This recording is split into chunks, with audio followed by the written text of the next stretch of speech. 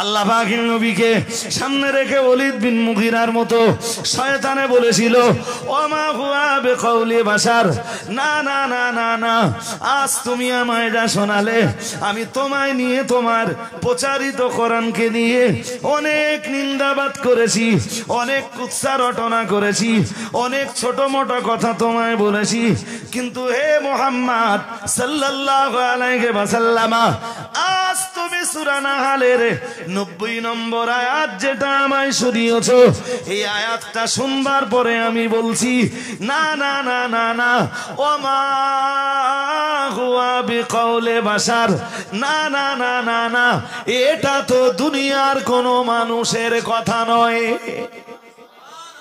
আর একটু মন খুলে বলেন। ওলীদ বিন মুগীরার মতো শয়তান সে বুঝতে পারলো সূরা নাহলের 90 নম্বর আয়াত শুনে যে এটা আমার আল্লাহ নাযিল করেছেন, এটা কোনো মানুষের তৈরি করা কথা হতে পারে না। আমরা প্রত্যেকটা জুমায় জুমায় জুমায় জুমায় সূরা নাহলের 90 নম্বর আয়াতটা শুনি, ইমাম সাহেবদেরকে পড়তে দেখি, এরপরেও আমাদের ভিতরে এর কোনো প্রভাব তৈরি হয় না। এর কারণ হলো সূরা নাহলের 90 নম্বর আয়াতটা নিয়ে কোনদিন আমরা বুঝবার চেষ্টা করিনি। প্রিয় নবী মুহাম্মদুর রাসূলুল্লাহ সাল্লাল্লাহু আলাইহি ওয়াসাল্লামের একজন প্রিয় সাহাবী, ওনার নাম হযরত উসমান ইবনে মাসউদ রাদিয়াল্লাহু তাআলা আনহু, যিনি সাহেবে নবুয়ত ইমামুল মুত্তাকিন রাহমাতুল লিল আলামিনের দরবারে এসে বলেছিলেন ইয়া রাসূলুল্লাহ ইয়া হাবিবাল্লাহ হুজুর আপনি অনুমতি যদি দেন तमाम জিন্দেগিতে বিবাহ করব না, সন্ন্যাস ব্রত পালন করব, বৈরাগ্যতাবাদ অবলম্বন করব। ইয়া রাসূলুল্লাহ ইয়া হাবিবাল্লাহ হুজুর স্ত্রীত্বের দায়িত্ব পালন করা লাগবে না, সন্তান সন্ততি লালন পালন করার দায়িত্ব পালন করা লাগবে না, হুজুর এ ব্যাপারে আমায় অনুমতি দেন। প্রিয় নবী মুহাম্মদুর রাসূলুল্লাহ সাল্লাল্লাহু আলাইহি ওয়াসাল্লাম ওসমান ইবনে মাযউনকে ডাক দিয়ে বলেছিলেন না না না না না, আমি মুহাম্মদুর রাসূলুল্লাহ সাল্লাল্লাহু আলাইহি ওয়াসাল্লাম সংসার বিরাগী হয়ে তুমি শুধু আল্লাহর ইবাদতে মাশগুল হবে, স্ত্রীর দায়িত্ব পালন করবা না, সন্তান লালন পালন করবা না, এই অনুমতি আমি মুহাম্মদুর রাসূলুল্লাহ সাল্লাল্লাহু আলাইহি ওয়াসাল্লাম কখনোই তোমায় দিতে পারবো না।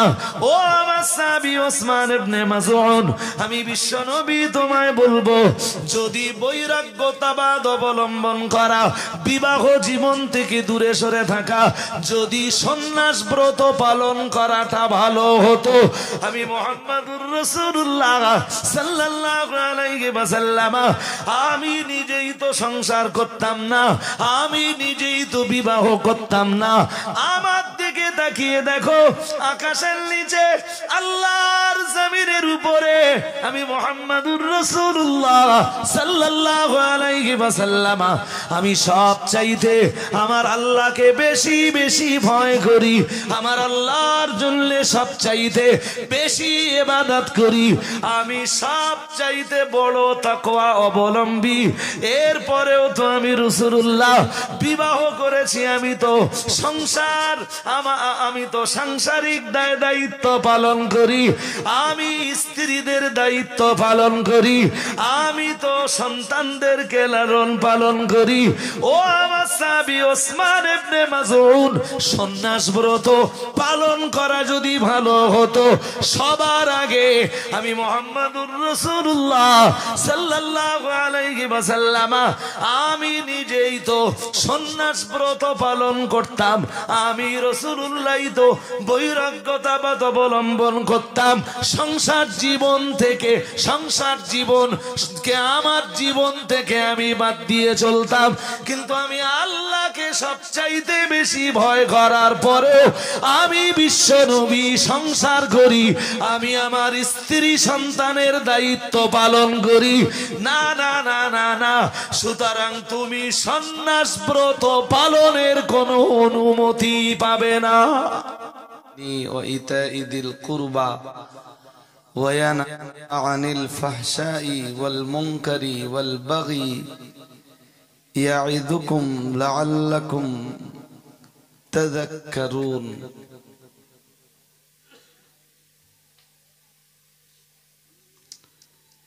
তো কেনই বা প্রত্যেকটা শুক্রবারে এটা পড়া হয়? এই আয়াতটাকে ছেড়ে দিলেও তো কোরআনের আরো অনেক আয়াত আছে। তো সানি খুতবার শেষের দিকে সেই আয়াতগুলোও তো পড়া যেত, কিন্তু খুতবা যারা পড়েন এই আয়াতটাকে কেন এত গুরুত্ব দেন? কি আছে এই আয়াতের ভিতরে?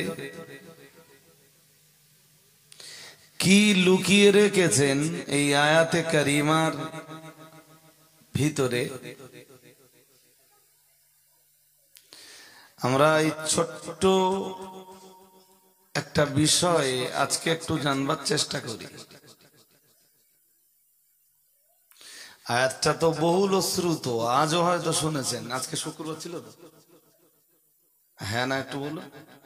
ছিল না? ঘুম পাচ্ছে নাকি? এখনো হিসাব অনুযায়ী বহু পরিবারে এমন ঘটে যে রাত 11টা, 11:30, 12টায়, 12:30টায় তারা বেডরুমে যায়। আবার কেউ কেউ আছেন 9টা, 9:30, 10টার ভিতরে বেডরুমে চলে যান। ঘুম ঘুম ভাবটা ছেড়ে কিছুক্ষণ তো আমার কথা শুনুন। যদি কিছুক্ষণ শোনার পরে মনে হয় যে কথা ভালো না, ভালো লাগে না, আপনি তখন না উঠে চলে যাবেন।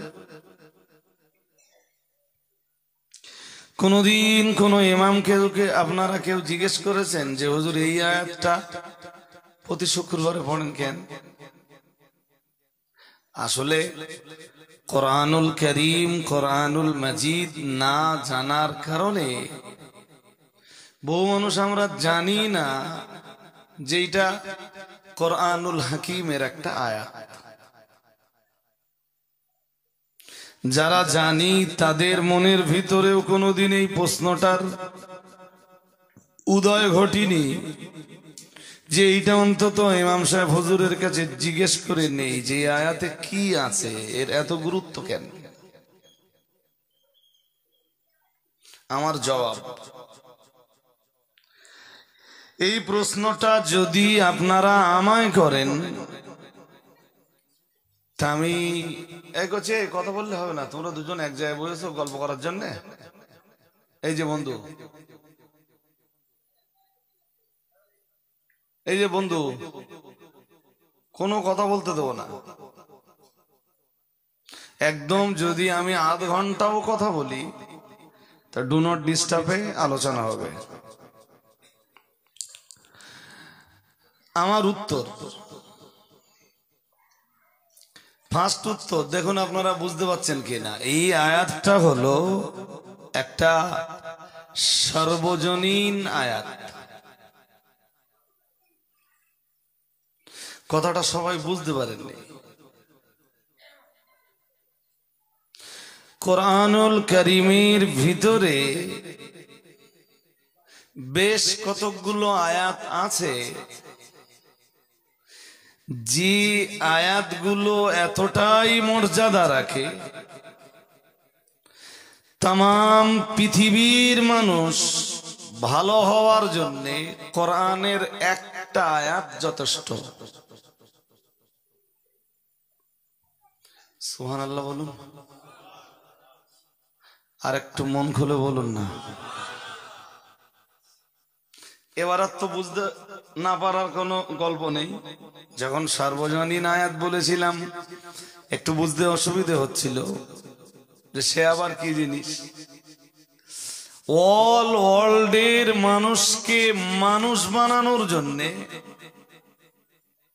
কোরআনের এমন বহু আয়াত আছে যে একটা আয়াত যথেষ্ট। ওই আয়াতগুলোর ভিতর থেকে একটা আয়াত যদি তাম পৃথিবীর মানুষ পালন করে, এই একটা আয়াত পালনের ফলেই তাম পৃথিবীর মানুষ প্রকৃত মনুষ্যত্ব খুঁজে পাবে এবং মানুষের কাতারে যেয়ে দাঁড়াতে পারবে। আরেকটু মন খুলে বলেন, আমরা তো সব সৃষ্টিতে মানুষ, এখানে আমরা অমানুষ কেউ না। আমিও মানুষ, আপনিও মানুষ, স্টেজে যারা আছেন তারাও মানুষ, সবাই সৃষ্টির মানুষ। গুণের মানুষ কয়জন? মানুষের কিছু গুণ তো আছে, হ্যাঁ কি না কিছু বলেন না? একদম মুখ বন্ধ রাখলে আমি তো একা একা বকতে পারবো না। একটু আমার সাথে কথা বললে আপনাদের কি হবে, সহজে আমার কথা বুঝতেও পারবেন, আমিও বুঝতে পারবো যে আমার শ্রোতাদের ফিডব্যাক ভালো। প্রকৃত মানুষের কাতারে দাঁড়াতে গেলে কিছু গুণ তো জোগাড় করতে হবে। একটা কথা একটু জিগিয়ে রাখি, মানুষের গুণ কোনটা বলুন তো?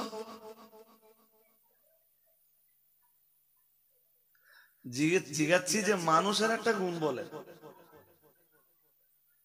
খাওয়া। আমি যতটা খাবার খাই, আমার বাড়ির গরু, আপনার বাড়ির গরু তো তার চেয়ে বেশি খাবার খায়।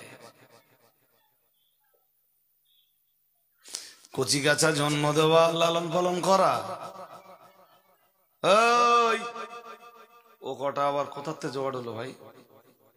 হ্যাঁ হ্যাঁ, মাদিন সাহেবের সময় এরম ছিল না তাই? আরে আমার প্রতি হিংসা করতিস নাকি তোরা? আর ও মোটর সাইকেল রাখা, সাইকেল রাখা, ওর ভিতরে তোদের কি আর? হ্যাঁ, ওর ভিতরে বিড়ি টিড়ি খাচ্ছিস না তো? যে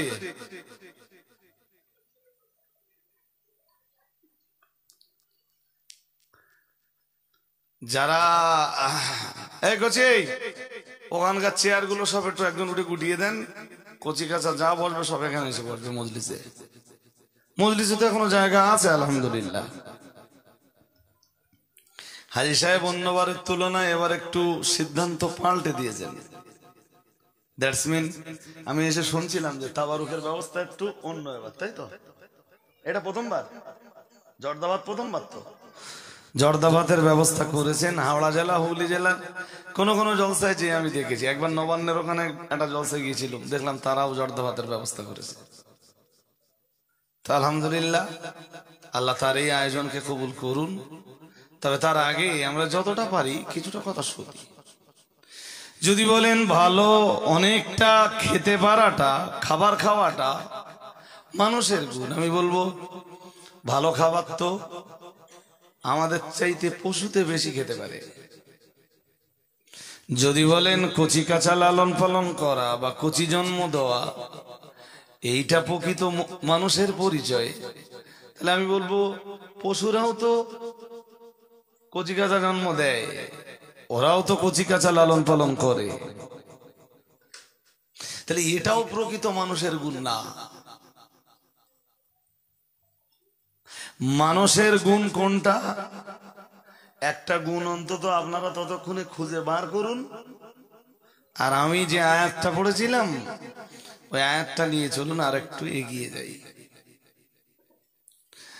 তো যেসব আয়াতগুলো আল্লাহ কোরআনুল কারীমে দিয়েছেন, এক আয়াতের মাধ্যমে তাম পৃথিবীর মানুষ ভালো হয়ে যেতে পারে, ওই রকম একটা আয়াত হলো কোরআনুল কারীমের 14 পারা সূরা নাহলের 90 নম্বর আয়াত। সুবহানাল্লাহ বলুন, আর একটু মন খুলে বলুন না। পৃথিবীতে কোনো গোলমাল থাকবে না, কোনো সমস্যা থাকবে না, চোর থাকবে না, ডাকাত থাকবে না, সন্ত্রাস থাকবে না, মারামারি কাটাকাটি থাকবে না, রক্তারক্তি থাকবে না, বিবাদ থাকবে না, ঝগড়া থাকবে না, অশান্তি অরাজকতা বিশৃঙ্খলা থাকবে না, কিছুই থাকবে না। একটা আয়াত পালন করলে পৃথিবীতে শুধু বিরাজ করবে শান্তি, শান্তি, শান্তি। আর একটু মন খুলে বলুন আয়াতটা কি। এবার আমি আয়াতটা একটু খুব ফাইন করে পড়ি। ইন্নাল্লাহা ইয়া'মুরু বিল আদলি ওয়াল ইহসানি ওয়া ইতা'i যিল কুরবা ওয়া ইয়ানহা আনিল ফাহশাই ওয়াল মুনকারি ওয়াল বাগি ইয়া'ইযুকুম লা'আল্লাকুম তাযাক্কারুন। সুবহানাল্লাহ বলেছেন কেউ কেউ, আবার আরেক রকম হয়ে গেল না কেন? একটু মিলেমিশে সবাই যদি পড়ি আল্লাহু আকবার পড়েন, আওয়াজটা ভালো হয়নি, এবার একটু মিলেমিশে দেন। নারায়ে তাকবীর, নারায়ে তাকবীর। এই একটা আয়াতের উপরেই আমরা আলোচনা শুনবো। আয়াতটা খুব দুরন্ত আয়াত। আমার জীবনে আমি যতই আয়াত নিয়ে গবেষণা করি আমার তত বেশি মন চায় আয়াতটা নিয়ে আর একটু ঘাটাঘাটি করি, আরো কিছু তাফসীর পড়ি, আরো কিছু পড়াশোনা করি এই আয়াতটার উপরে। আপনি জানেন যে রাসূলের যুগে এই আয়াত নাযিল হওয়ার পর শুধু এই আয়াতটা শুনে বহু মানুষ কালেমা পড়ে মুসলমান হয়ে গেছে। বাট মুসলমানরা এই আয়াতটা খবরই রাখে না। প্রত্যেক জুমায় জুমায় শোনে, বলে ও তো শুনি তো কিছু বুঝি নেই। সেই শোনার কি মূল্য আছে যদি আপনি কিছু না বুঝলেন?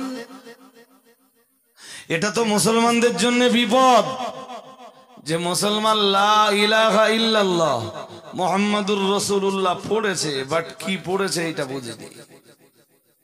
নামাজের প্রত্যেক রাকাতে সূরা ফাতিহা পড়ে, বাট কি পড়ে মুসলমান এটা বোঝে না। নামাজের ভিতরে মাঝে মাঝে সূরা ইখলাসটা পড়ে, সূরা ইখলাসের ভিতরে কি পড়ে মুসলমান এটা বোঝে না। মানুষের নিশ্চয়ই শিক্ষার ব্যাপারে অনেক কথাই বলেছেন, বলে থাকবেন, উনি বলেন প্রত্যেক মজলিসে বসেন, বলে থাকেন, আজও নিশ্চয়ই বলেছেন। আপনি পড়াশোনা না করে, ধর্মীয় ব্যাপারে জ্ঞান অর্জন না করে ভালো একজন হিন্দু হতে পারবেন। কোন হিন্দু ভাই যদি মনে করে যে আমি ভালো ধার্মিক হব, পড়াশোনা না করলেও, খুব বেশি পড়াশোনা না করলেও ভালো হিন্দু হওয়া যাবে, ভালো খ্রিস্টান হওয়া যাবে, ভালো ইহুদি হওয়া যাবে, ভালো বৌদ্ধ হওয়া যাবে, বাট উইদাউট এডুকেশন, ধর্মীয় ব্যাপারে পড়াশোনা না করে আপনি কখনো ভালো মুসলিম হতে পারবেন না। আপনি নামাজে দাঁড়ান, আপনার নামাজে ভালো মূল লাগে না কেন? তার কারণ এইটা, আপনি নামাজে যা পড়তেছেন আপনি সেটা জানেন না কি পড়তেছেন। প্রতি শুক্রবারে যেখানে আপনি আয়াতটা শুনলেন, আপনি আয়াতটা আজও বুঝলেন না কেন?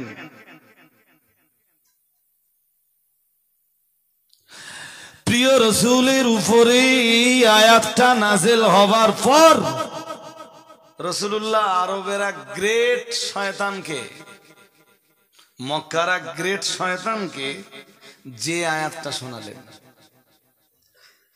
সে শয়তানের নাম ওলীদ বিন মুগীরা। কি নাম? সবাই বলুন, নামটা মনে রাখতে হবে তো, ওলীদ বিন। আমার মজলিস ছেড়ে চলে যাবার আগে আগেই যদি আপনি সব ভুলে যান তাহলে তো আমার আর বকার মূল্যায়ন হবে না। ওলীদ বিন মুগীরা তৎকালীন আরবের এক গ্রেট শয়তান, যারা যারা জীবনের সবকিছু দিয়ে রাসূলের দুশমনি করেছিল, শত্রুতা করেছিল, তার ভিতরের এক শয়তানের নাম ওলীদ বিন মুগিরা, এই শয়তানই তো বলেছিল রাসূলুল্লাহকে মোহাম্মদ পাগল সাল্লাল্লাহু। সবাই পড়ুন নাউজুবিল্লাহ। ও বলেছিল, কোরআন তার সাক্ষী। ওয়ায়াকুলুনা ইন্নাহু লামাজনুন। মহান আল্লাহ কোরআনুল কারীমে ওলীদ বিন মুগিরা এবং তার সাথীদের কথাটা রেকর্ড করে রেখেছেন। আল্লাহ পাক রব্বুল আলামিন জানিয়েছেন, তারা বলে, এখানে তারার মর্ম ওলীদ বিন মুগিরা এবং তার সাথীরা। আল্লাহ পাক রব্বুল আলামিন জানিয়েছেন, ওয়ায়াকুলুনা ইন্নাহু লামাজনুন। তারা বলে, নিশ্চয়ই সে একজন পাগল।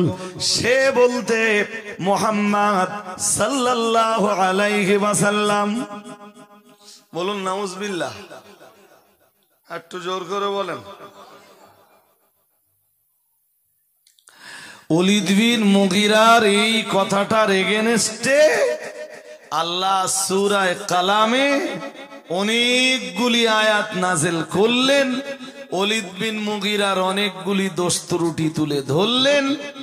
একদম শেষের দিকে যে আল্লাহ বললেন ওলীদ বিন মুগিরাকে, আল্লাহ বললেন উতুল্লিম বাদা যালিকা জানিম। আল্লাহ বললেন ও নিজেই এক জারজ সন্তান। কি সন্তান? ও নিজে জারজ সন্তান না হলে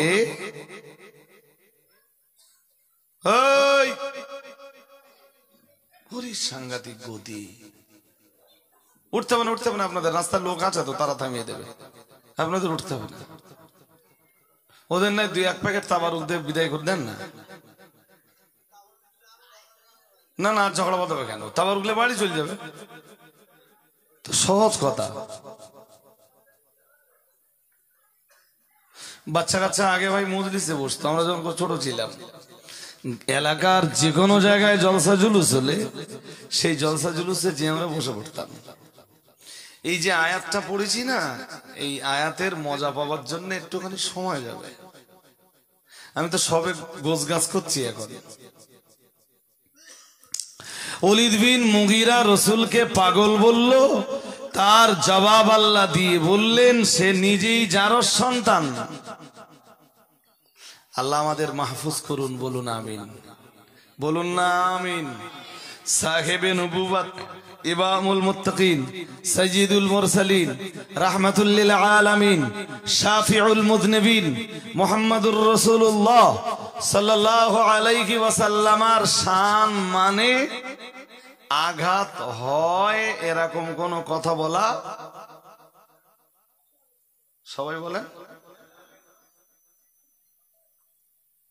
তবে এক্ষুনি একটা কথা নিয়ে বিরাটভাবে বিতর্ক হচ্ছে। সেই কথাটা যদি কন্ডিশন পজিশন আসে আমি একটা সময় বলবানি আপনাদের ইনশাআল্লাহ। এখন যেটা বলছি সেটাকে বলে নেই। এই সেই ওলীদ বিন মুগিরা, যে ওলীদ বিন মুগিরা রাসূলুল্লাহকে বলেছিল জাদুকর।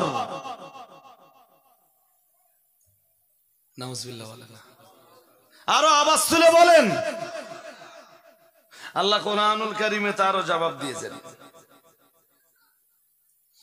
আল্লাহ বলেন যে আমার নবীরে জাদুকর বলল, সাউসলিহি সাকার, খুব তাড়াতাড়ি আমি তাকে সাকারে জায়গা করে দেব। উফ, আচ্ছা এরা এর আশপাশে নড়ে না কেন এটাও বুঝলুম না।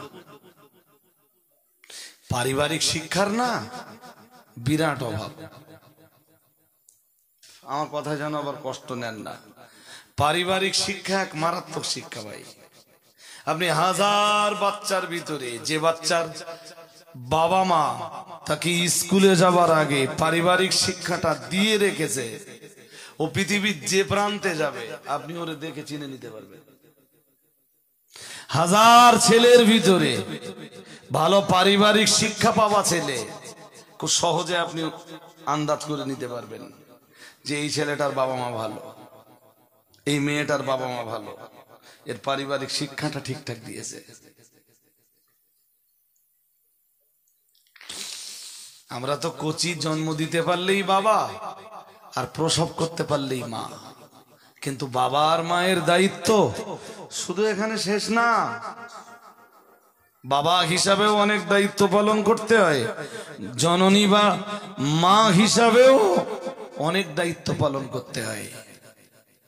আমার কচি যদি মারামারি করে, আমার কচি যদি মস্তানি করে বেড়ায়, আমার কচির ভয়ে যদি গোটা এলাকা আতঙ্কিত হয়ে যায়, ওটা মায়ের গর্ব না, ওটা মায়ের জন্য আফসোসের, মায়ের জন্য কষ্টের, ওটা মায়ের জন্য বেদনার, ওটা বাবার জন্য দুঃখের যে আমার কচি পিস্তল নিয়ে ঘুরে বেড়াচ্ছে। আমার ওয়াজের প্রসঙ্গ আজকে এটা না। আল্লাহ কোরআনের আয়াত নাযিল করে বললেন সাউসলিহি সাকার, ওলীদ বিন মুগীরাকে আমি সাকার নামীয় দোজখে জায়গা দেব। 7টা দোজখের একটা দোজখের নাম সাকার। বললেন ওলীদ বিন মুগীরাকে আমি ওই দোজখে জায়গা দিব আমার নবীরে জাদুকর বলার কারণে। প্রিয় নবী মুহাম্মদুর রাসূলুল্লাহ সাল্লাল্লাহু আলাইহি ওয়াসাল্লামের উপরে যখন সূরা নাহলের 90 নম্বর আয়াত নাযিল হলো, প্রিয় নবী মুহাম্মদুর রাসূলুল্লাহ সাল্লাল্লাহু আলাইহি ওয়াসাল্লাম এক বিন্দু বিসর্গ দেরি না করে এই আয়াতটা ওলীদ বিন মুগীরাকে যে শুনিয়ে দিলেন।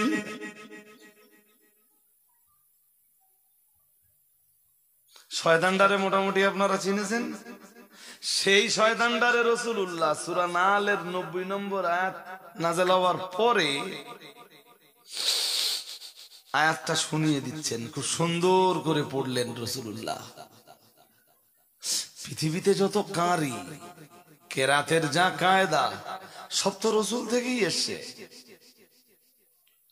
আকাশের নিচে জমিনের উপরে রাসূলুল্লাহ চাইতে কোরআনকেও ভালো করে পড়তে পারতেন না। আজও পৃথিবীতে যে যত ভালো কারি হোক, রাসূলুল্লাহ চাইতে কারোর পড়া ভালো? জোরে বলুন। আরে কেমনে হবে? কোরআন যার উপরে নাযিল হয়েছে তার চাইতে। কোরআন যদি কেউ নবীর চাইতে ভালো করে পড়ার দাবি করে তো সেটা তো শয়তান। সেটা কি? সে তো গ্রেট শয়তান। যদিও রাসূল কারোর কাছে শেখেননি, যদিও রাসূলুল্লাহ দুনিয়ার কারোর কাছে পড়েননি, না লেখা না পড়া কারোর কাছেই লেখাপড়ার জন্য রাসূল জীবনে দ্বারস্থ হননি, এরপরেও রাসূলুল্লাহ সাল্লাল্লাহু আলাইহি ওয়াসাল্লাম আকাশের নিচে জমিনের উপর সর্বযুগের সর্বশ্রেষ্ঠ পণ্ডিত, এটা রাসূলের জীবনের এক শ্রেষ্ঠ মুজিজা। আর একটু মন খুলে বলুন, আমার নবীর চাইতে বড় কোনো পণ্ডিত জন্মায়নি, কিয়ামত পর্যন্ত জন্মাবেও না। অথচ তিনি কারোর কাছে কোনো কিছু না পড়িয়ে না শিখিয়ে আল্লাহ তাকে শ্রেষ্ঠ পণ্ডিত বানিয়েছেন।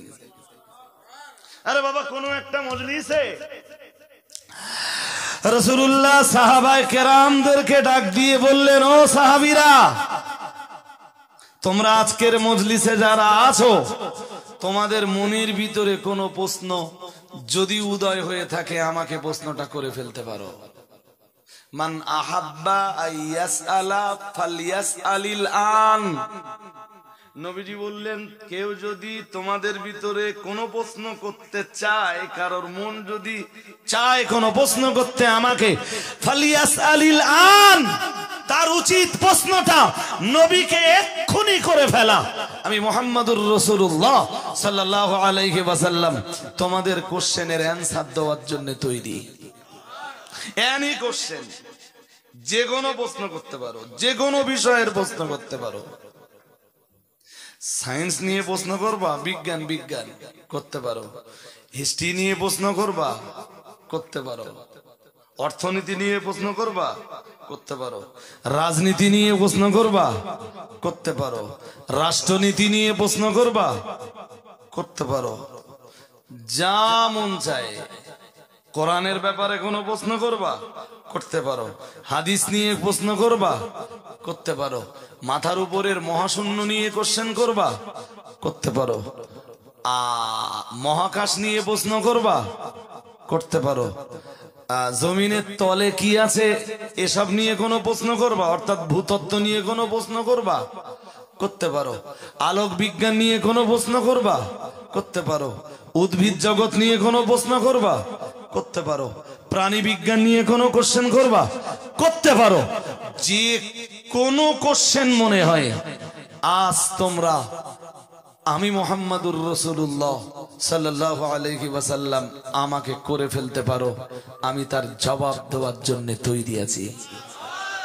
আর একটু মন খুলে, ওই দিন রাসূল বলেছিলেন আল্লাহ পাক তার প্রিয় রাসূলের সিনায় সমস্ত রকমের ইলম দিয়ে, ইলমুল আউয়ালিন ওয়া ইলমুল আখিরিন, আল্লাহ সমস্ত প্রকার ইলম দিয়ে তার রাসূলের সিনাটাকে ভরপুর করে দিয়েছেন।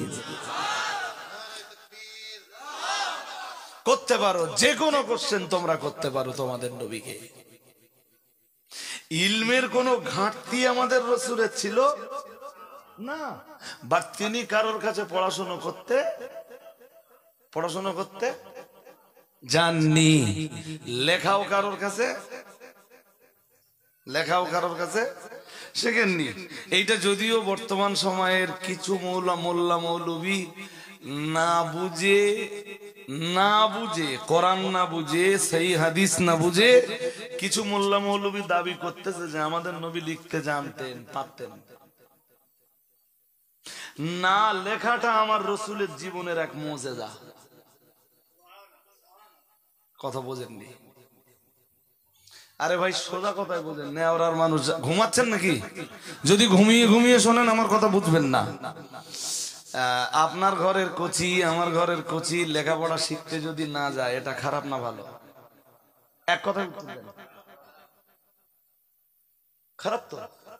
তাহলে আমার নবী লিখতে জাননি কারোর কাছে, পড়ার জন্য কাউকে জাননি, এটা কি? আর কিছু বলে এটা নবীর জন্য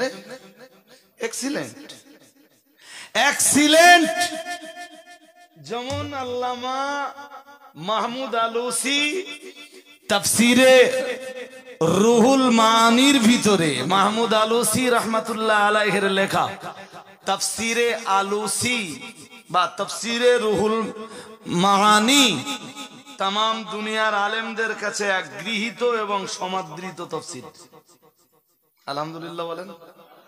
আরবিতে লেখা, সবাই তো পড়ে বুঝতে পারবে না। উনি এক আয়াতের ব্যাখ্যায় লিখছেন কাসিফাতিত তাকাব্বুর, যেমন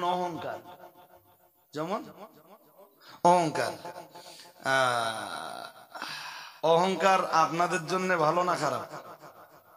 সবার জবাব দিতে হবে। খারাপ, একটু খারাপ না পুরোপুরি খারাপ? পুরো খারাপ। আমি যদি করি সবার জন্য, কোন পীর নবী যদি করেন তবুও খারাপ। নবী নিজেই বলেছেন আমি কিয়ামতের দিন অবেয়াদি লিওয়াবুল হামদ। নবীজি বলেছেন হাসরের ময়দানে আল্লাহ আমার হাতে হাসরের ময়দানের পতাকাটা তুলে দেবেন, ওয়ালা ফাখরা, এতে আমার কোনো অহংকার নেই। আর একটু মন খুলে বলুন, অহংকার কারোর জন্য ভালো নয়, একজনের জন্য ভালো। তিনি কে? জোর করে বলুন। অহংকার কারোর জন্য ভালো নয়, শুধু একজনের জন্য ভালো। তিনি কে? হাদিসে কুদসিতে আছে, আল্লাহ বলেন আল আযমাতু রিদাই, অহংকার আমার চাদর। অহংকার আমার। আরে বাবা, আমরা অহংকার করতে পারি না কেন? আপনি কি নিয়ে অহংকার করবেন? টাকা তো আজকে আছে কালকে থাকবে না, আজকে আছে কালকে ছিল না। আজকে যে টাকাটা আপনার সেটা কালকে কারো ছিল, পরশুদিন আর একজনের হবে। সুতরাং অহংকার মানায় না। অহংকার কিসের? চেয়ার, চেয়ার নরেন্দ্র মোদী আজকে যে চেয়ারটায়, এই চেয়ারটা 10 বছর 12 বছর আগে কারণ না কারণ ছিল, রাইট? আরে হ্যাঁ না বল না। আমি এত রাজনৈতিক খবর রাখি না ভাই, আমি রাজনৈতিক জগতের লোক না। মমতা ব্যানার্জি আজ যে চেয়ারটায় বসে আছেন, 2011 সালের আগে এই চেয়ারটা মমতা ব্যানার্জি ছিল না। সামনে আবার একদিন আসবে যেদিন মমতা ব্যানার্জির এই চেয়ার থাকবে, কেউ না কেউ বসবে ওখানে। তাহলে চেয়ারের অহংকারও মানায় না। টাকার অহংকার, কিসের অহংকার? গায়ের শক্তি। আপনি বলুন, যেদিন আপনি হামাগুড়ি দিতেন সেদিন আপনার কতটা শক্তি ছিল? আপনার জীবনের এমন একটা সময় তো ছিল যেদিন আপনি হামাগুড়িও দিতে পারতেন না, আপনি শুধু এইভাবে শুয়ে থাকতেন। পেশাব পায়খানা করলে কেউ না কেউ এসে কাপড়টা বদলে দিত। এখন 25 বছর বয়স, অনেক শক্তি। এই বয়সটা যেদিন আল্লাহ বাঁচালে 55 বছর হবে, সেদিন 25-এর শক্তি আর থাকবে না। এই জন্য শক্তির অহংকারও কেমনে করবেন? এ তো অস্থায়ী। সব স্থায়ী শক্তি আছে একজনের, তিনি কে? আজকে আমি আলেম, এখান থেকে যদি আমি 30 বছরের পিছনে যাই, আমি এখন কোরআন হাদিসের যেটুকু জানি, এইটুকু 30 বছর আগে জানতাম না। সুতরাং এলমের অহংকার, শিক্ষার অহংকার। আবার এটা হতে পারে যে এমন বয়সে আল্লাহ আমাকে পৌঁছে দিতে পারেন যেই বয়সে আমার এসব কিচ্ছু মনে থাকবে না, হতে পারে। আমি তো বহু শিক্ষিত মানুষকে দেখেছি, আমার নিজের দেখা। স্যারকে আমি বিরাট ভালো চিনতাম, স্যারও আমাকে বিরাট ভাবে চিনতেন। প্রাইমারি স্কুলের মাস্টার, হঠাৎ একদিন বাড়ি যেয়ে স্যারকে সালাম দিচ্ছি, আসসালামু আলাইকুম। স্যার কিচ্ছু বলে না, শুধু আমার মুখের দিক তাকিয়ে। আমি আবার সালাম দিলাম, স্যার বোধহয় শুনতে পাইনি, অন্য মনস্ক। আবার সালাম দিলাম, আসসালামু আলাইকুম। স্যার কিচ্ছু বলেন না, হা করে আছেন, শুধু দেখছেন আমার দিকে। আমি বললাম আসসালামু আলাইকুম। 3 বার সালাম দেওয়ার পরেও যখন জবাব না পেলাম, ছেলে ছুটে এসে বলল হুজুর কিছু মনে করবেন না, আব্বার মাথা আর কাজ করে না। প্রাইমারি স্কুলের মাস্টার, 60 বছর পর্যন্ত প্রাইমারি স্কুলে, প্রাইমারি সেকশনে তিনি ছাত্রছাত্রীদেরকে পড়িয়েছেন। আজকে নিজের অস্তিত্ব সম্বন্ধে যে জ্ঞানটা, এই জ্ঞানটাও তিনি হারিয়ে ফেলেছেন। শিক্ষার অহংকার চলবে? আরে জোর করে বলেন। সুতরাং অহংকার কারোর মানানসই না। আজকে আপনার যে জ্ঞান আছে, এই জ্ঞান একদিন নাও থাকতে পারে। পথ, আল্লাহ একজন জ্ঞানীকে পথের পাগলাও বানিয়ে দিতে পারেন। পারেন না? পারেন না? সুতরাং জ্ঞানের অহংকার, শিক্ষার অহংকার, শক্তির অহংকার, টাকার অহংকার। কিসের অহংকার? ঘর বাড়ির কথা বলে না। ঘর বাড়ির একটু জমিনটা নাড়িয়ে দেবে, তুমি বা আপনি নেওরা গ্রামে কত বড় ঘর বাড়ি বানিয়েছেন, জমিনটা একটু কাঁপিয়ে দেবে, এই ঘর বাড়ি সব জমিনের তলায় ঢুকে যাবে। এ ক্ষমতা আছে কার? জোরে বলুন। ঘর বাড়ির অহংকার মানায়? কোন অহংকার মাখলুক করতে পারে না। অহংকার একজনের জন্য মানায়, তিনি যেমন ছিলেন তেমন আছেন, তেমনই থাকবেন। আল্লাহু লা ইলাহা ইল্লা হুয়াল হাইয়ুল, পড়ুন, হাইয়ুল কাইয়্যুম লা তাখুযুহু সিনাতু ওয়ালা নাউম লাহু মা ফিস সামাওয়াতি ওয়া মা ফিল আরদ মান যাল্লাযী ইয়াশফাউ ইনদাহু ইল্লা বিইذনিহি ইয়ালামু মা বাইনা আইদিহিম ওয়া মা খালফাহুম। বাকিটা আমি আর পড়লাম না। এই আয়াতুল কুরসি পড়ে নেবেন যে আমার আল্লাহর কত ক্ষমতা, আমার আল্লাহর কত পাওয়ার, আমার আল্লাহর কত শক্তি, আমার আল্লাহর পরিচয় কি। আল্লাহকে জানবার জন্যে, আল্লাহর পরিচয় পাবার জন্যে কোরআনুল কারীমে যত আয়াত আছে আমার মনে হয়েছে আয়াতুল কুরসিটাই আমার আল্লাহর পরিচয় পাওয়ার জন্য যথেষ্ট।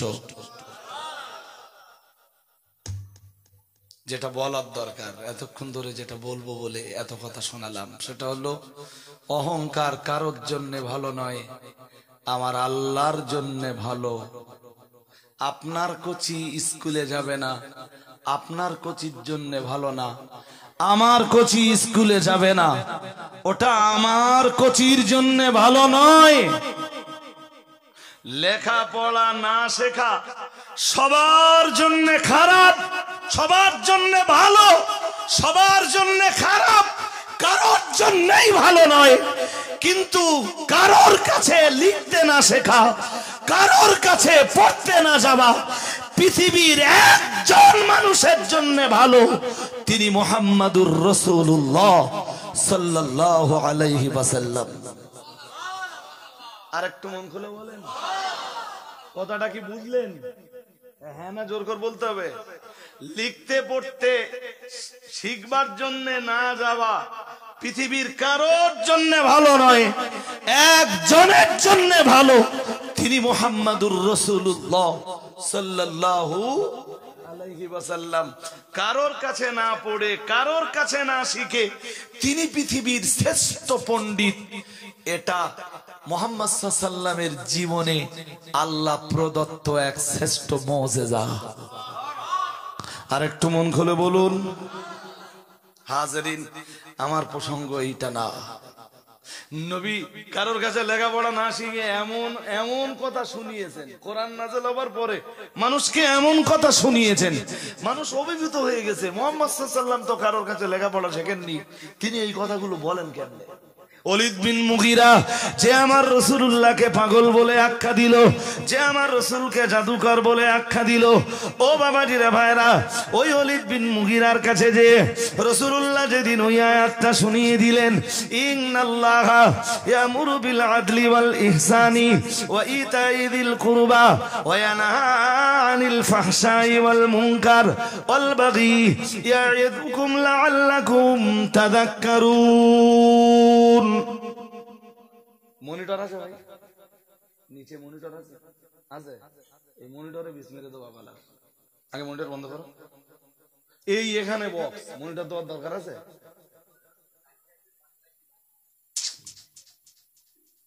এটা তোমাদের ব্যাড কনসেপ্ট। মনিটর গলার কি পরিমাণ ক্ষতি করে আপনি জানেন না। কে বললো ফিডব্যাক পাবো না? এই তো এখানে কত দূর, এখান থেকে যদি তুমি 10 হাত দূরে বক্স বসাতে তখন ফিডব্যাক না পাওয়ার গল্প ছিল। তোমার তো বক্স বসানো ঠিক আছে, তোমার সাউন্ড ভালো, তুমি মনিটর দেবে কেন? মনিটর তারা বসাবে যারা সাউন্ড ভালো না। কোন রকমে বক্তা শ্রোতা সবাইরে বোকা বানাবে। যাদের সাউন্ড ভালো তাদের মনিটর দেওয়ার দরকার হয় না। মনিটর কারা দেয়? যার কাছে সাউন্ড ভালো না, দুটো মনিটর মেনে দেবে, শ্রোতাও মনে করবে বিরাট ভালো আওয়াজ হচ্ছে, বক্তাও মনে করবে বিরাট ভালো সাউন্ড হচ্ছে। আর যাদের সাউন্ড ভালো না, ওদের মনিটর দেওয়ার কোনো দরকার হয় না। মনিটর দিলে কি হয়, খুব তাড়াতাড়ি, একজন হুজুরের 2 ঘন্টা টাইম তো 1.5 ঘন্টায় গলা শেষ। পরের দিন সকালবেলা কথা বলতে পারবে না। পরের দিন যে রাত্রে যখন মাইকে উঠবে না, মনে হবে গলা পুরো ভাঁড় হয়ে গেছে। হাজিরিন, যাদের ভালো সাউন্ড, তাদের, তোমাদের এত ভালো সাউন্ড, তোমরা কোনো মজলিসে মনিটর দেবে না। সাউন্ড ভালো করবা, এমনি সবার প্রশংসা পাবা। আলহামদুলিল্লাহ, এদের সাউন্ড সিস্টেম ভালো বলো। আমি বুঝতে পারছি, আমি যখন টানতেছি আমার নিতে পারছে না, মনিটর নিতে পারে নাকি? এই বক্স গুলো যা পাওয়ার, এইটুকু মনিটর বসকে দিলে ওই মনিটরের অতটা পাওয়ার আছে? ও তো নিতে পারবে না চাপ। চলুন, রাসূলুল্লাহ এই আয়াতটা পড়লেন যে ওলীদ বিন মুগীরার সামনে, ইয়াইদুকুম লাআল্লাকুম তাযাক্কারুন। ওলীদ বিন মুগীরার ভাষা আরবি না? হ্যাঁ না কিছু বলেন। এখন ওই আয়াতের তো কিচ্ছু আপনারা বুঝতে পারেননি যে আয়াতে কি আছে। আমি বলবনি, এখন বলবো তো ইনশাআল্লাহ, বলবো। প্রিয় নবী মুহাম্মদুর রাসূলুল্লাহ সাল্লাল্লাহু আলাইহি ওয়াসাল্লাম যখন ওলীদ বিন মুগীরাকে আয়াত শুনিয়ে দিলেন, ও বাবাজিরা ভাইরা, সঙ্গে সঙ্গে ওলীদ বিন মুগীরা এই আয়াতটা শুনে মন্তব্য করলো, ইন্না লাহু লাহালাওয়াতুন ওয়া ইন্না আলাইহি লাতালাওয়াতুন ওয়া ইন্না আসলাহু লামুরিকুন ওয়া আলাহু লামুসমিরুন ওয়া মা হুয়া বিকাউলি বাশার। আরো আওয়াজ দিয়ে বলেন। শয়তান লোক তো, হ্যাঁ না কিছু বলেন। শয়তান লোক তো, শয়তান লোকে শুনে কি বলতে জানেন? বলছেন মুহাম্মদ সাল্লাল্লাহু আলাইহি ওয়াসাল্লাম, জানো তুমি কি পড়ে শুনিয়েছো আমায়? কি তোমার আল্লাহ তোমার উপরে এত সুন্দর আয়াত নাযিল করেছেন? রাসূলুল্লাহ বললেন ইয়েস। তাহলে আমি তো তোমার নিয়ে অনেক কথা বলেছি, আজকে একটা কথা বলি। তাহলে কি? ওলীদ বিন মুগীরা তখন বলছে, ইন্না লাহু লাহালাওয়াতুন, আজকে তুমি যা শুনিয়েছো এটা মধুর বাণী। আরেকটু মন খুলে। ওলীদ বিন মুগীরার মতো শয়তান বলল, এর ভিতরে মধুরতা আছে, এর ভিতরে মাধুর্যতা আছে। সুবহানাল্লাহ। এখনো শেষ হয়নি, বললো ওয়াইন্না আলাইহি লাতালাওয়াতুন, বললো জানো মুহাম্মদ সাল্লাল্লাহু আলাইহি ওয়াসাল্লাম, এর ভিতরে রৌনক আছে, রৌনক, উজ্জ্বলতা। বুঝতে পারেননি? এর ভিতরে রৌনক আছে, এর সৌন্দর্য আছে, এর রৌশন আছে, এর ভিতরে উজ্জ্বলতা আছে। রাসূলুল্লাহ শুনছেন, ওলীদ বিন মুগীরা বলল এখনো শেষ হয়নি, আর একটু বলবো। ওয়া ইন্না আসলাহু লামুরিকুন, বলল মুহাম্মদ সাল্লাল্লাহু আলাইহি ওয়াসাল্লাম, আল্লাহ তোমার উপরে যেভাবে এই কোরআন নাযিল করছেন, এর আসল থেকে একদিন এর শাখা প্রশাখা গজাবে।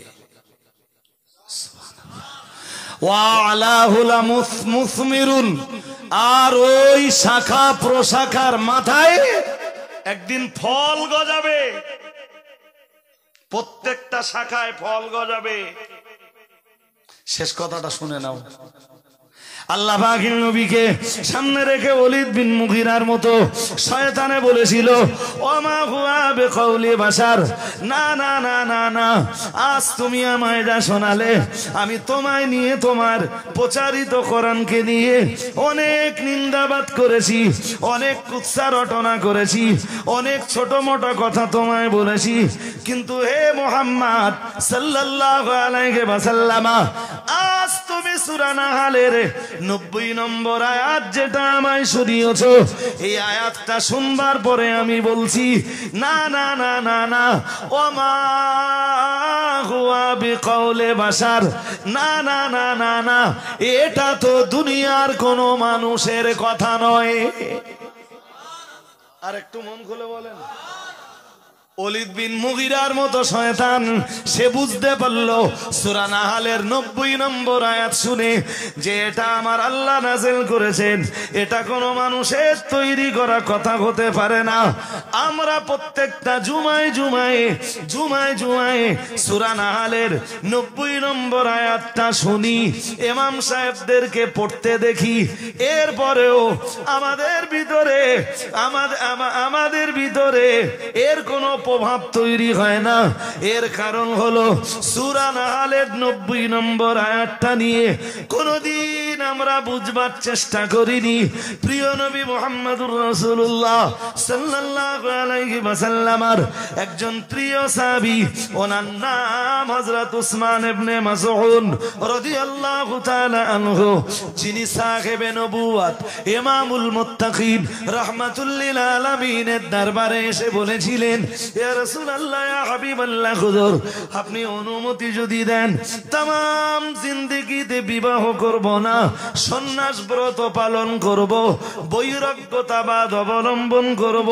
ইয়া রাসূলুল্লাহ ইয়া হাবিবাল্লাহ হুজুর স্ত্রীত্বের দায়িত্ব পালন করা লাগবে না, সন্তান সন্ততি লালন পালন করার দায়িত্ব পালন করা লাগবে না, হুজুর এ ব্যাপারে আমায় অনুমতি দেন। প্রিয় নবী মুহাম্মদুর রাসূলুল্লাহ সাল্লাল্লাহু আলাইহি ওয়াসাল্লাম ওসমান ইবনে মাযউনকে ডাক দিয়ে বলেছিলেন, না না না না না, আমি মুহাম্মদুর রাসূলুল্লাহ সাল্লাল্লাহু আলাইহি ওয়াসাল্লাম সংসার বিরাগী হয়ে তুমি শুধু আল্লাহর ইবাদতে মাশগুল হবে, স্ত্রীর দায়িত্ব পালন করবা না, সন্তান লালন পালন করবা না। এই অনুমতি আমি মুহাম্মদুর রাসূলুল্লাহ সাল্লাল্লাহু আলাইহি ওয়াসাল্লাম কখনোই তোমায় দিতে পারবো না।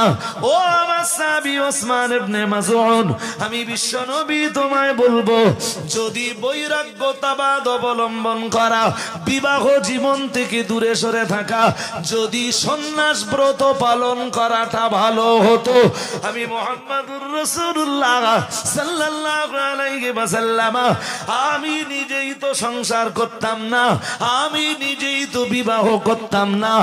আমার দিকে তাকিয়ে দেখো, আকাশের নিচে আল্লাহর জমিনের উপরে আমি মুহাম্মদুর রাসূলুল্লাহ সাল্লাল্লাহু আলাইহি ওয়াসাল্লাম আমি সব চাইতে আমার আল্লাহকে বেশি বেশি ভয় করি, আমার আল্লাহর জন্য সব চাইতে বেশি ইবাদত করি, আমি সব চাইতে বড় তাকওয়া অবলম্বী। এরপরেও তো আমি রাসূলুল্লাহ বিবাহ করেছি, আমি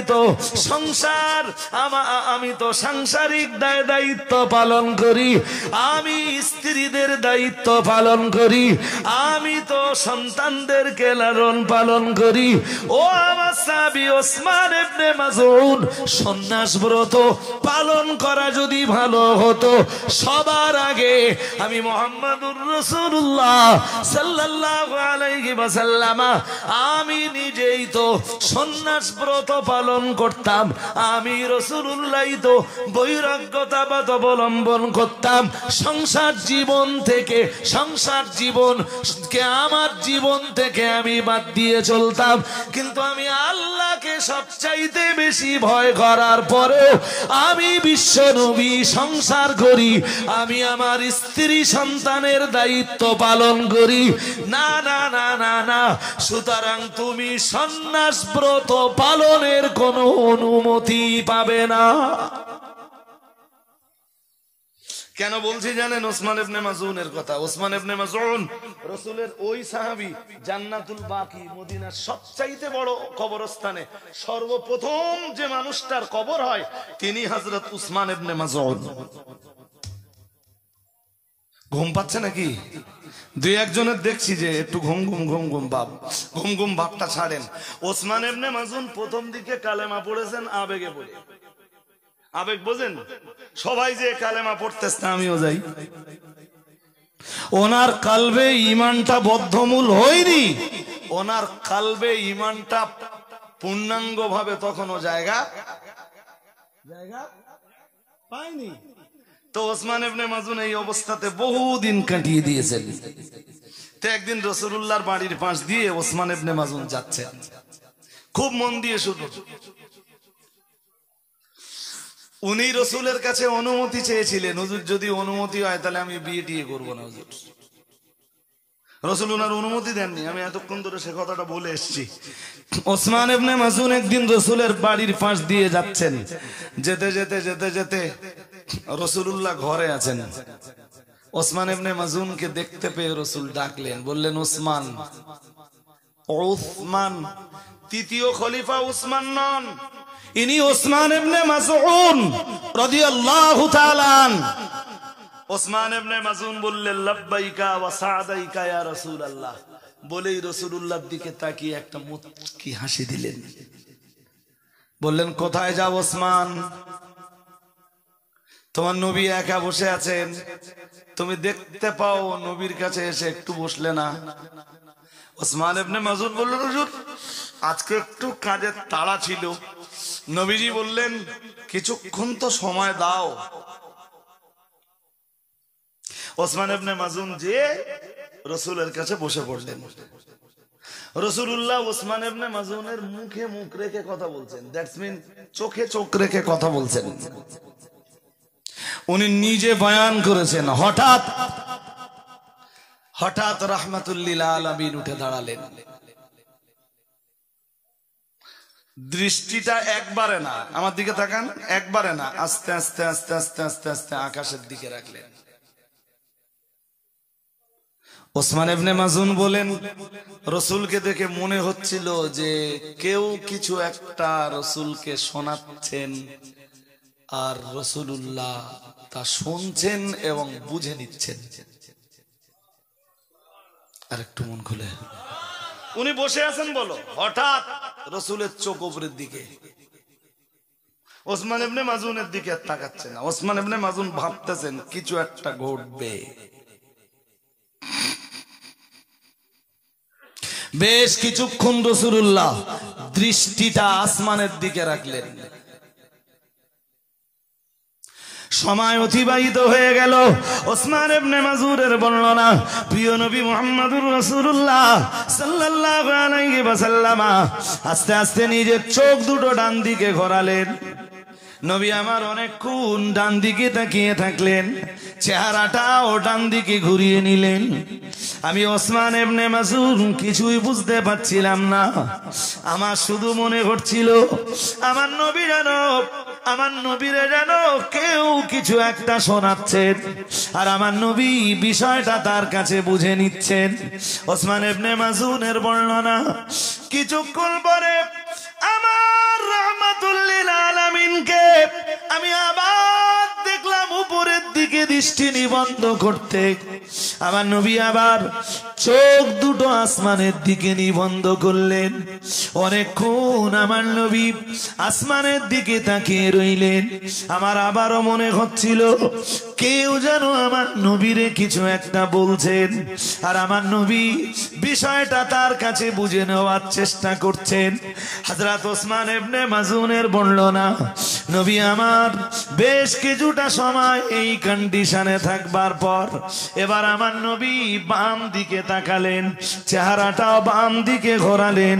রাহমাতুল্লিল আলামিন তখনও যেন কার সাথে কথাবার্তা বলছিলেন।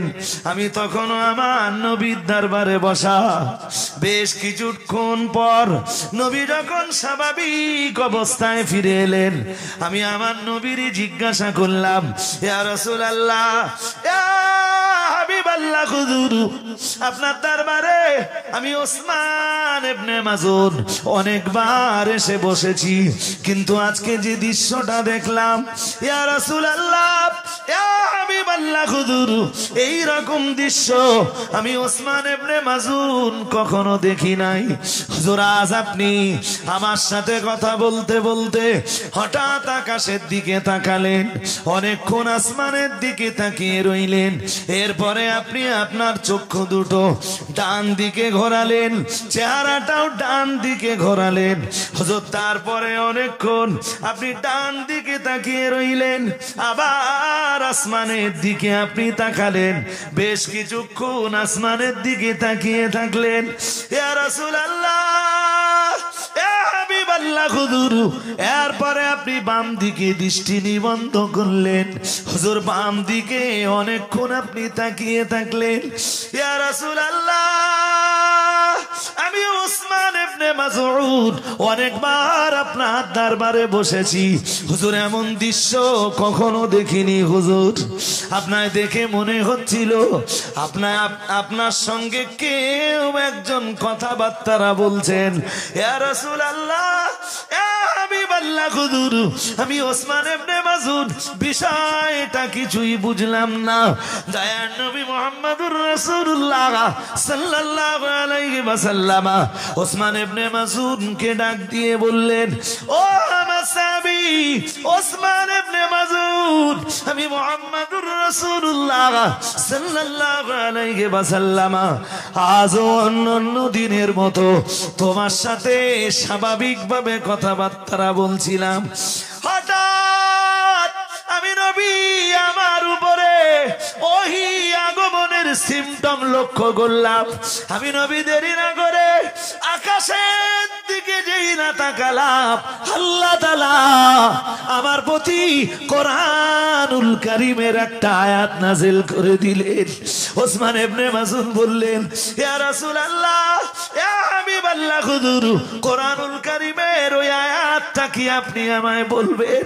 নবী আমার কোরআনুল কারীমের আয়াতটা পড়বার আগে বললেন ওসমান ইবনে মাসউদ, আজ আল্লাহ তাআলা আমার উপরে এমন একটা আয়াত নাযিল করেছেন যে আয়াতটা সার্বজনীন আয়াত।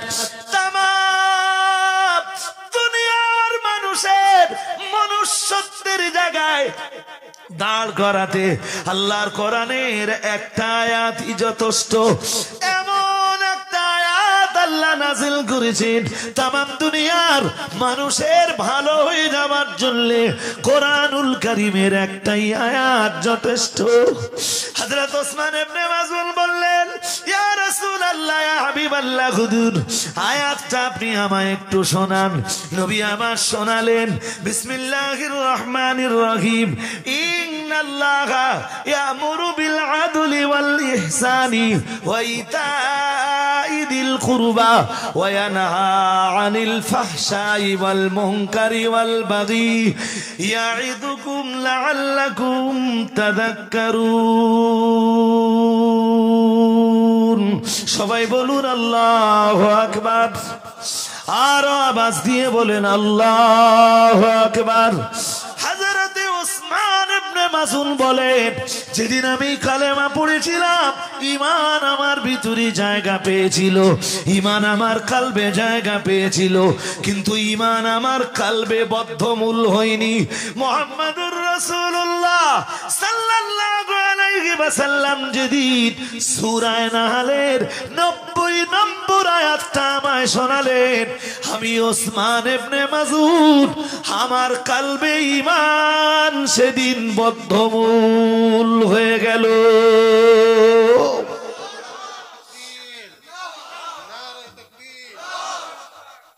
একটা আয়াত। এমন তো নসিহতের মজলিসে কোরআনের আলোচনা হয় না। কিছু আমার দেশের স্বল্প সংখ্যক আলেম আছেন যারা শুধু কোরআন দিয়ে আলোচনা করেন। এবার কোরআনের ব্যাখ্যায় হাদিস আসবে, কোরআনের ব্যাখ্যায় সুন্নাহ আসবে, কোরআনের ব্যাখ্যায় কিয়াস আসবে, কোরআনের ব্যাখ্যায় ইজমা আসবে, সব বিষয় আলাদা, কিন্তু আলোচনাটা তো কোরআন দিয়ে হতে হবে। বড় আফসোসের ব্যাপার, আজকে যারা ওয়াজ নসিহতের মজলিসের বক্তা, মাইন্ডে নেন না জানো, হাজী সাহেব কালকে তো কোরআন তেলাওয়াতের ব্যবস্থাপনা করেছিলেন, কেরাত ছিল না কালকে? হ্যাঁ না, কিছু বলে না, ছিল। আলহামদুলিল্লাহ, কারি সাহেবরা খুব ভালো কোরআন পড়তে পারেন। বাট আমাদের দেশে এই আলেম হাফেজদের জিজ্ঞেস করলে আপনারা পাবেন, হাফেজদের জিজ্ঞেস করলে তো খুব ভালোই পাবেন। আমাদের দেশের 90% বক্তার কোরআন পড়াই ভালো না। I am right? শুনে দেখেন, 90% হুজুর কোরআন পড়তে পারে না। এই 90% হুজুরের ভিতরে আবার 70% হুজুরের কোরআন তেলাওয়াত মেয়ে ছেলের চাইতে খারাপ। কথা শুনছেন নাকি? আমরা কোরআনের দুটো বাণী শুনবার জন্য সেই সব হুজুরদেরকে দাউত করে বিরাট হুজুর মনে করে তাদেরকে আমরা স্টেজে তুলে দেই, মনে করি বিরাট বড় হুজুর, এদের কাছ থেকে অনেক জ্ঞান পাবো। সূরা ফাতিহা পড়তে পারে না, জিন্দাবাদ দে আল্লামা বলে আল্লামার ঠেলা মেরে তারে স্টেজে তুলে দেয়। কি ব্যাপার না আল্লামা? আরে বাবা, আল্লামা মানে জানো তুমি? আল্লামা মানে বহুত বহুত জাননেওয়ালা, বহুত বহুত। হ্যাঁ, কোরআন শরীফ পড়তে পারে না, সেইটি আল্লামা, ক্লাস 3 পাস, সে আল্লামা। নাউজুবিল্লাহ বলেন, একটু জোর করে বলেন। আমাদের অভাব কি বলেন তো? আমরা যা আলাপ আলোচনা শুনি, কোরআনের আলাপ আলোচনা মোটেই মোটেই শুনি না। চলুন দেখতে দেখতে 1 ঘন্টার বেশি টাইম অতিবাহিত হয়ে গেছে। আমি বক্তব্যের প্রাসঙ্গিকতা খুব বেশি বাড়বো না। ওই আয়াতটার প্রথম দিকের এবার একটা দুটো কথা শুনি। ওই আয়াতটা কি আমি এতক্ষণ ধরে এইটা শোনালাম আপনাদের। এবারে এই আয়াতের একটুখানি আলোচনা শোনাবো। আল্লাহ কি বলতেছেন, শুরুর থেকে শোনাবো না শেষের থেকে শোনাবো? খুব ভালো হয় যদি শেষ দিক থেকে শোনেন। শেষ দিক দিয়ে না, শুরুর থেকে শুনলে ভালো বুঝবেন না, কথা বোঝেননি। আমি যেটা ভালো মনে করছি সহজে বোঝাতে পারি সেইভাবে বলি নাকি? আমি বলতে পারবো ইনশাআল্লাহ। তো বেশি বলবো না, তার আগে সালামটা পড়ে আমরা রেডি হয়ে থাকি। বোঝেননি?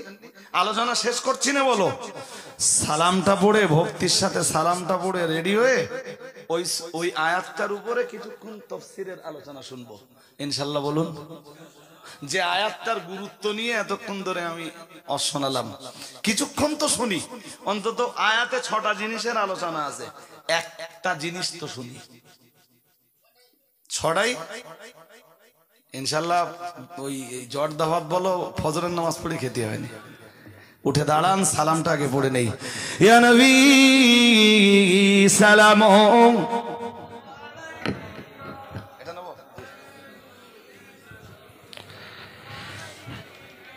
একটু এগিয়ে এগিয়ে আসুন ভাই, মাঝখানে গ্যাপটা রাখবেন না। ইয়া রাসূল সালাম আলাইকা, ইয়া হাবিবি সালাম আলাইকা।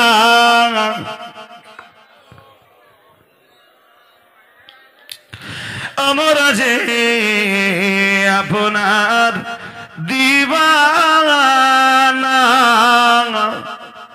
আপনি যে মোদের ঠিকানা, কবে যাব আবার মদিনা? পাঠালাম সালামের নজরানা, ইয়া নবী।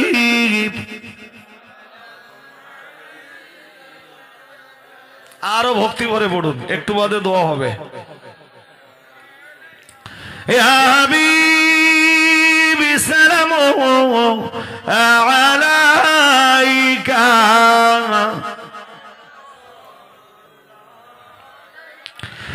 অসহায় এতিম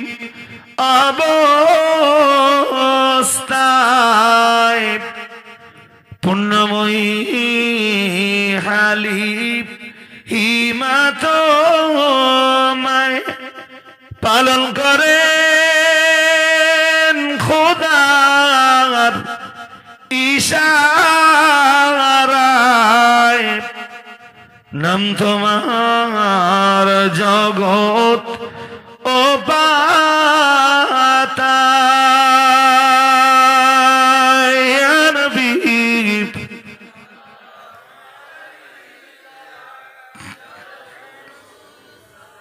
সম্ভব হলে সামনের দিকে একটু এগিয়ে আসুন। সবাইকে বলছি, যারা পিছনে আছেন সম্ভব হলে সামনের দিকে একটু একটু আগান।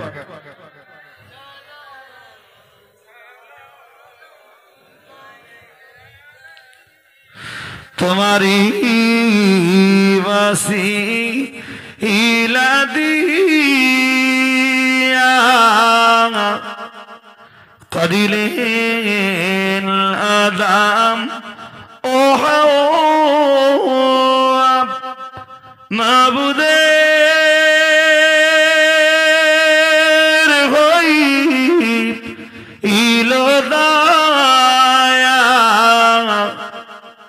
কবুল করি হিলেন দোয়া,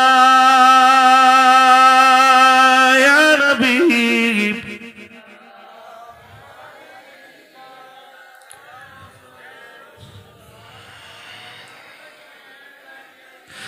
ইয়া হাবিবি সালাম আলাইকা,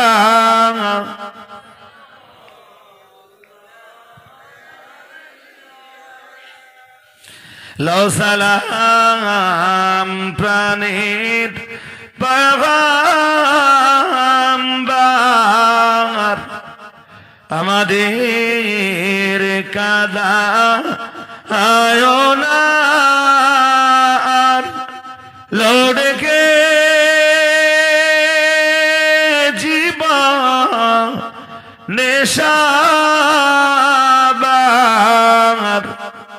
দেখিব রোজা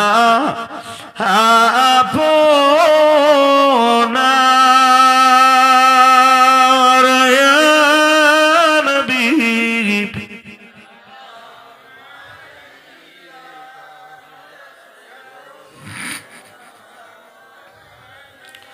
ইয়া হাবিবি সালামু আলাইকা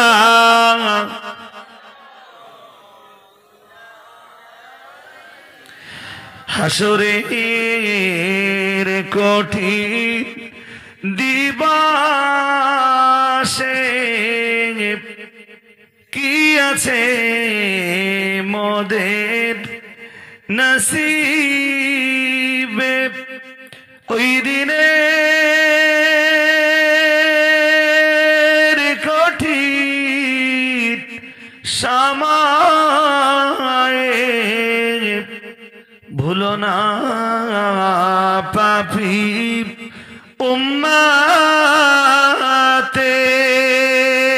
উম্মতের ইয়া নবী সালাম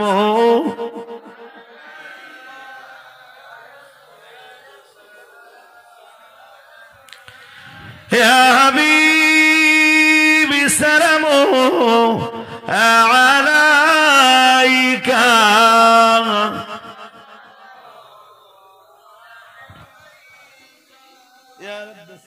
سلم دائما ابدا على نبيك خير الخلق كلهم بجاي رب میرے درود و سلام برغزید نبی پر اپنے مدام بلغ العلا بكماله كشف الدجى بجماله حسنت جميع خصاله صلوا عليه وآله اللهم صل على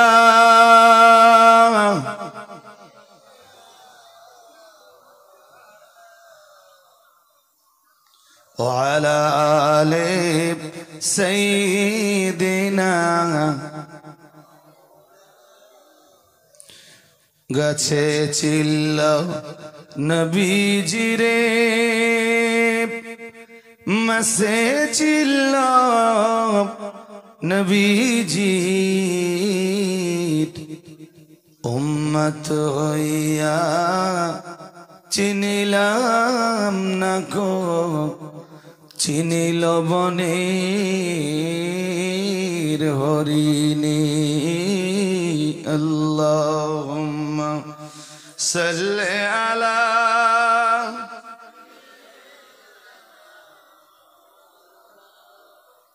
ওয়া আলা আলি সাইয়্যিদিনা হাজিরিনে মজলিস চলুন আমরা একটা তাফসীর অন্তত শুনি ওই আয়াতের তার আগে আয়াতের অনুবাদটা বুঝুন আগে পুরো অনুবাদও বোঝা লাগবে না আর আয়াতের অনুবাদ বুঝবার আগে আরো একটা জিনিস দরকার সেটা হলো ওই আয়াতের মানে সূরা নাহলের 90 নম্বর আয়াতের শেষে আল্লাহ বলছেন ইয়াইদুকুম লাআল্লাকুম তাযাক্কারুন আল্লাহ বলছেন তিনি তোমাদের জন্য ওয়াজ করছেন তিনি আল্লাহ তিনি কে আল্লাহ কাদের জন্য ওয়াজ করছেন আমাদের জন্য সুবহানাল্লাহ আর একটু মন খুলে বলুন এবার শুনে নেন তাহলে আল্লাহ আমাদের জন্য ওয়াজ করছেন কটা বিষয়ের ওয়াজ 6টা কটা সবাই বলুন জোর করে বলুন 6টা বিষয়ের ওয়াজ কোন আয়াতে? সূরা নাহলের 90 নম্বর আয়াতে। তিনটি বিষয়ের নির্দেশ দিচ্ছেন আর তিনটি বিষয়ের নিষেধ করছেন। তিনটি নির্দেশ, তিনটি নিষেধ। প্রথম নির্দেশ, এইটা মনে রাখতে হবে, আয়াতে 6টা জিনিস আছে, তিনটে বিষয়ের নির্দেশ বা আদেশ আছে আর তিনটি বিষয়ের নিষেধ আছে। আমরা ফার্স্ট টাইম এই যে তিনটে বিষয়ের নির্দেশ আল্লাহ দিয়েছেন ওই তিনটে বিষয়ের প্রথমটা শুনি। বিসমিল্লাহির রহমানির রহিম। ইন্নাল্লাহা ইয়া'মুরু বিল আদলি, নিশ্চয়ই মহান আল্লাহ নির্দেশ দিয়েছেন। ইয়া'মুরু, তিনি নির্দেশ দিয়েছেন। আমরা যেন বললাম কি নির্দেশ দিয়েছেন? মহান আল্লাহ জবাব দিলেন বিল আদল, ন্যায় পরায়ণতার নির্দেশ। সুবহানাল্লাহ বলুন, আর একটু মন খুলে বলেন। এইটা এবার মুখস্থ করতে হবে আপনাদের। এই আয়াতে আল্লাহ প্রথম নির্দেশ দিচ্ছেন আদলের নির্দেশ। আরবি বললে আইন দাল লাম, আদল। আদল মানে ন্যায় পরায়ণতা। ন্যায়, সবাই বলুন, বাংলাটা বলুন, ন্যায় পরায়ণতা। আদলের আর এক মানে ভারসাম্য, ব্যালেন্স। ন্যায় বিচারটাই হলো ব্যালেন্স। কি করা না ডিসব্যালেন্স?